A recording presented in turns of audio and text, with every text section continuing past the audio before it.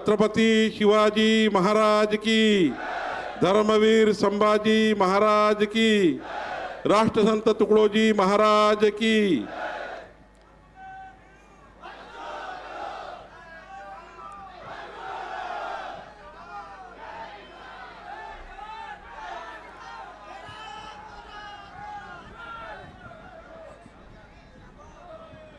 माननीय राज्याचे माजी मंत्री श्री बच्चू कडूजी यांनी विविध 17 मागण्यावर या पवित्र स्थळावर राज्याच्या शेतकरी, शेतमजुरांना, अपंग, दिव्यांगांना आणि शासनाच्या वेगवेगळ्या विभागाच्या माध्यमातून जनतेला न्याय मिळण्याकरता मागच्या 6 दिवसापासून हे आंदोलन सुरू केलं। आजच्या या आंदोलनाच्या माझ्यासोबत माननीय आमदार प्रताप अडसडजी, माननीय आवलकरजी, आपल्या विभागीय आयुक्त, माननीय जिल्हाधिकारी, माननीय पोलीस अधीक्षक, माननीय पोलीस कमिशनर, या ठिकाणी आमच्या वहिनी नैनाताई उपस्थित, या ठिकाणी सर्व व्यासपीठावरील या आंदोलनामध्ये सहभागी सर्व आमचे वडीलधारी ज्येष्ठ उपोषण करणारी या ठिकाणी सर्व नागरिक, उपस्थित बंधू आणि भगिनी, खरं तर ज्या दिवशीपासून उपोषण सुरू झालं त्याच्या दुसऱ्याच दिवशी रात्री मी कलेक्टर आणि बच्चूभाऊ आणि मी या विषयावर संवाद केला होता आणि संवादामध्ये मी बच्चूभाऊला त्या दिवशीच विनंती केली होती, दुसऱ्या दिवशीच आंदोलनाच्या, की बच्चूभाऊ आपण, मी पालकमंत्री म्हणून माझी विनंती आपल्याला आहे की आपण, मी उद्या येतो पण या ठिकाणी थोडा तोडगा काढू आणि तोडगा काढून त्या ठिकाणी थोडं या ठिकाणी आंदोलनाबद्दलची रूपरेषा त्या ठिकाणी थोडी कमी केली पाहिजे, अशी विनंती त्या दिवशी मी केली होती। माननीय बच्चू कडूजींनी मला सांगितलं होतं की तुम्ही किमान आपल्या राज्याचे जे मंत्री आहेत, पशुसंवर्धन मंत्री, ग्रामविकास मंत्री, अपंग कल्याण मंत्री, या ठिकाणी पणन मंत्री, आपले 4 महत्त्वाचे मंत्री यांच्याशी माझी बोलणं करून द्या, व्हिडिओ कॉल करून द्या। राज्याचे जे प्रधान सचिव आहेत, जे राज्याचा प्रशासन आहे, त्यांच्याशी बोलणं करून द्या। मागच्या 4 दिवसापासून मी सतत जिल्हाधिकारी मार्फत बच्चूभाऊशी बोलतो, असा एकही दिवस नाही की बच्चूभाऊशी माझं बोलणं झालं नाही आहे। पण यामध्ये अत्यंत महत्त्वाची भूमिका, काल महत्त्वाच्या विषयावर वेगवेगळ्या मंत्र्यांनी बच्चूभाऊशी त्या ठिकाणी संपर्क केला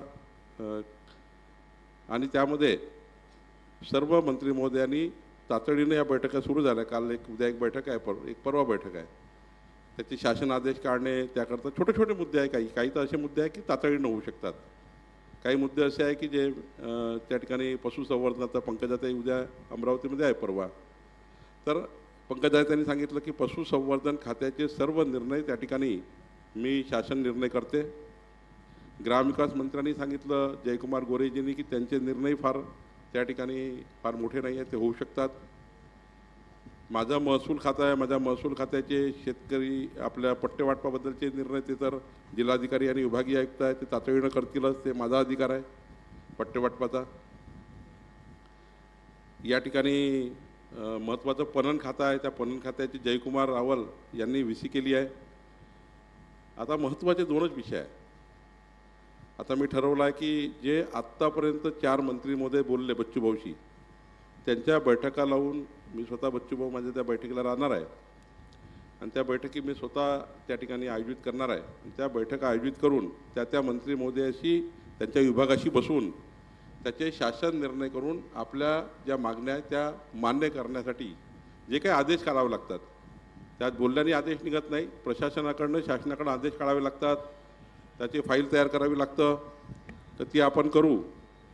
तर त्याच्यानंतर महत्त्वाचे 2 विषय आहे की एक विषय आता मी स्वतः माननीय मुख्यमंत्र्यांशी स्वतः त्या ठिकाणी बच्चूभाऊ आणि मी चर्चा केली आहे। त्यातले 2 मुद्दे महत्त्वाचे आहे। पहिला तर या ठिकाणी मुद्दा आहे की दिव्यांगांचं अनुदान वाढणे आणि दिव्यांगाचं अनुदान वाढताना इतर राज्यात काय केलं आहे याचा अभ्यास करून माननीय मुख्यमंत्र्यांनी सांगितलं की येणाऱ्या अधिवेशनावर शेवटी पैसा द्यावा लागणार आहे. त्यामुळे जोपर्यंत जो पैसा वाढवून द्यायचा आहे तो बजेटमध्ये येत नाही, म्हणजे शेवटी कुठली दिशाभूल होऊ नये. आपण सर्व विदर्भातला मी पालकमंत्री आहे, त्यामुळे कुठलंही चुकीचं जाऊ नये. कुठलाही पैसा वाढवताना कोणालाही अनुदान देताना त्या ठिकाणी बजेटमध्ये आणावं लागतं. त्यामुळं 30 जूनला जे अधिवेशन चालू होत आहे त्या अधिवेशनात जी मागणी येईल, म्हणजे शेवटी यावर्षी किती खर्च लागणार आहे मागणी येतं, त्या बजेटमध्ये या ठिकाणी दिव्यांगाचं अनुदान वाढवण्याकरता आता ते किती वाढणार आहे याचा थोडा अभ्यास करावा लागेल. बच्चूभाऊ मुख्यमंत्री, मी आणि आपले सर्व त्या ठिकाणी लोक पुन्हा बसू. एकनाथ शिंदेसाहेब, अजित पवारसाहेब, अजितदादाकडे फायनान्स डिपार्टमेंट आहे, अजितदादा, एकनाथजी, मी मुख्यमंत्री आणि बच्चूभाऊ आम्ही असं बसू आणि त्याच्यात किती वाढ आणि ती वाढ बजेटमध्ये आली पाहिजे. नाही तर आश्वासन हे खोटं असतं. त्यामुळे चुकीचं आश्वासन देऊन कुठलीच दिशाभूल आम्हाला करायची नाही आहे. शेवटी आंदोलन सोडणे नाही सोडणे हा शेवटी बच्चूभाऊचा पूर्ण अधिकार आहे. मी त्यांना विनंती करायला आलो आहे की ते आपल्या सर्वांना या ठिकाणी विनंती करतील की आपण सरकारला थोडा वेळ दिला पाहिजे, हे विनंती करतील. पण शेवटी दुसरा विषय असा आहे, येणाऱ्या जुलैच्या अधिवेशनामध्ये म्हणजे 30 जूनच्या अधिवेशनात अपंगाचं मानधनाची वाढ ही बजेटमध्ये आणून त्या बजेटच्या माध्यमातून पैसे वाढवावे लागतील. हा एक महत्त्वाचा मुद्दा या ठिकाणी माननीय मुख्यमंत्र्यांची चर्चा झाली. दुसरं महत्त्वाचं आहे की कर्जमाफी. शेवटी आत्ताच बच्चूभाऊ माननीय मुख्यमंत्री बोलले की कर्जमाफीचा जो क्वांटम असतो तो एका दिवसात डिसाईड करता येत नाही. समजा कर्जमाफी घोषित केली आणि ती जर चुकीची निघाली तर त्याच्यात मग जनतेला फसवणूक आहे. शेतकऱ्याला कोणत्याही परिस्थितीत फसवायचं नाही आहे. त्यामुळं शेतकऱ्यांची कर्जमाफी त्या ठिकाणी खरी कशी आहे, तर शेवटी जो शेतकरी अजूनही कर्जमाफी करता लायबल आहे, शेवटी कॅटेगरी आहे. एक शेतकरी वर्ग असा आहे, सर्व शेतकरीमध्ये परिस्थिती वाईट आहे, पण एक शेतकरी असा जो इन्कम टॅक्स भरतो, जो मोठ्या मोठ्या टॅक्सेस भरतो, ते आपल्या मोठे मोठे कर्ज उचलतात. त्या ठिकाणी त्या कर्ज कसं करायचं आणि सर्वसाधारण जनतेचं शेतकऱ्याचं कर्ज कसं करायचं, दोन भाग असतात कर्जाचे. एक भाग असतो त्या ठिकाणी की जो अल्पभूधारक, मध्यमवर्गीय आणि त्याच्यापेक्षा मध्यमवर्गीय, म्हणजे 5 एकरच्या आतमध्ये काय, 10 एकरपर्यंत काय, 15 एकरपर्यंत काय, 20 एकरपर्यंत काय, 50 एकरच्या शेतकऱ्याचं काय. शेवटी याची कॅटेगरी आहे शेतकऱ्यांची. आणि शेतकऱ्याच्या कॅटेगरीमध्ये काही लोक अत्यंत इन्कम टॅक्सपर्यंत भरणारे लोक आहेत. त्यामुळं त्यांच्याबद्दलचा काय निर्णय करायचा, शेतकऱ्याबद्दल काय निर्णय करायचा, त्याच्या छोट्या 5 एकरच्या आतमध्ये काय निर्णय करायचा, त्यानंतर बँकांनी कर्ज दिलं पाहिजे शेतकऱ्यांना याच्याबद्दल काय निर्णय करायचा. माननीय मुख्यमंत्र्यांनी सांगितलं आहे की आम्ही एक तातडीनं एक याची पूर्ण समिती कारण हा आढावा घेतल्याशिवाय आपण कर्जमाफी केली, तुम्ही मी किती बोललो, फक्त तोंडाच्या वाफा निघतील, काम होणार नाही आणि बच्चूभाऊच्या आंदोलनाला काही न्याय मिळणार नाही. न्याय मिळवून घ्यायचा असेल तर आपल्याला थोडासा त्या समितीसमोर आम्ही बच्चूभाऊलाही बोलू, बच्चूभाऊचं काय म्हणणं आहे त्या समितीसमोर तेही घेऊ. शेवटी याची कॅटेगरी आहे, तर कॅटेगरी करण्याला थोडा वेळ लागतो. असं आजच मी बोलून दिलं, बावनकुळे आले, त्यांनी म्हटलं घोषणा करून दिली, माननीय मुख्यमंत्र्यांनी चर्चा केली, असं कधीच होत नाही. ते करणारे लोक वेगळे आहे, आम्ही तसे लोक नाही आहोत. जे बोललो ते केल्याशिवाय राहणार नाही. पण या ठिकाणी मी आपल्याला सांगतो, आम्ही जे बोलणारे आहेत तेच करणारे लोक आहोत. वारंवार सांगतो, मी तरी जो शब्द दिला आहे, मी तुम्हाला शब्द येतो, जे बोललाय ते आपण करू. कारण मी तुम्हाला सांगितलं की ऐका, थोडं ऐका, थोडंसं राहिलं, हा ऐकून घ्या, मग तुम्हालाच बोलायचा अधिकार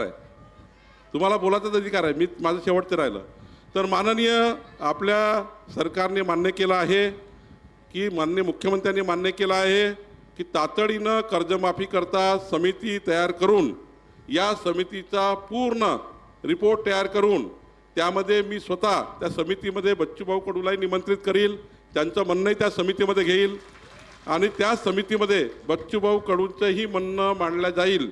त्या समितीसमोर बच्चूभाऊ कडूंनाही बोलवण्यात येईल आणि त्या समितीसमोर बच्चूभाऊ कडूंचं पूर्ण म्हणणं 5 एकराबद्दल काय, 10 एकराबद्दल काय, 15 एकराबद्दल काय, हेही म्हणणं घेण्यात येईल आणि त्या समितीचा रिपोर्ट आल्याबरोबर माननीय मुख्यमंत्र्यांनी सांगितलं की आम्ही या राज्याची कर्जमाफी करू, काही अडचण नाही आहे, पण समितीचा रिपोर्ट मात्र येऊ द्यावा लागेल, कॅटेगरी करावा लागेल, कॅटेगरायझेशन करावं लागेल.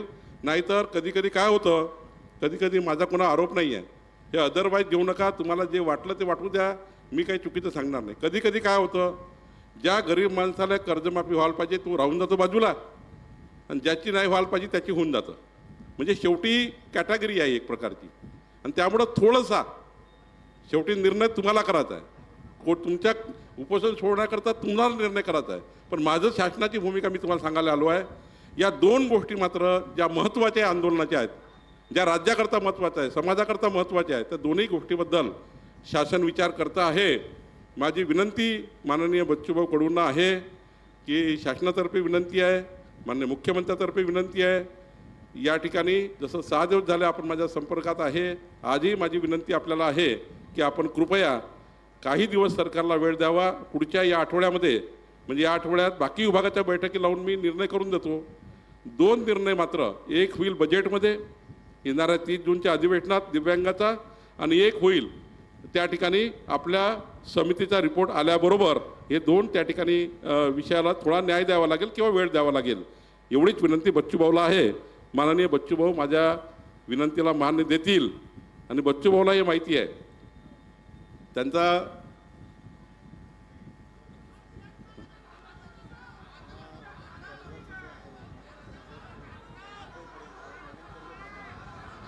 मी एक मागणी बच्चूभाऊची आहे की जो कर्जमाफी होतपर्यंत त्याला नवीन कर्ज मिळालं पाहिजे. हे मी मंगळवारच्या येणाऱ्या मंत्रिमंडळाच्या बैठकीत ठेवेल बच्चूभाऊ, आणि त्या बैठकीमध्ये मी तुम्हाला काय झालं हे सांगेल. त्याबद्दलचा तुमचा जो महत्त्वाचा विषय आहे, कर्जमाफी होतपर्यंत शेतकऱ्याला त्या ठिकाणी कर्ज मिळालं पाहिजे. हे जे बँका अडवतात, बँके फसवणूक करतात किंवा बँका अडवतात की बाबा जुनं कर्ज आहे, नवीन कर्ज कसं द्यायचं, त्याबद्दलचा मी मंगळवारच्या कॅबिनेटमध्ये निश्चितपणे या विषयावर चर्चा करेल, आणि मी तुम्हाला फोन करेल. मी बच्चूभाऊ माझी विनंती मान्य कराल अशी आशा ठेवून आलेलो आहे, अशी अपेक्षा ठेवून आलेलो आहे. शासनाची विनंती आपण मान्य करावी अशी विनंती आपल्याला आहे.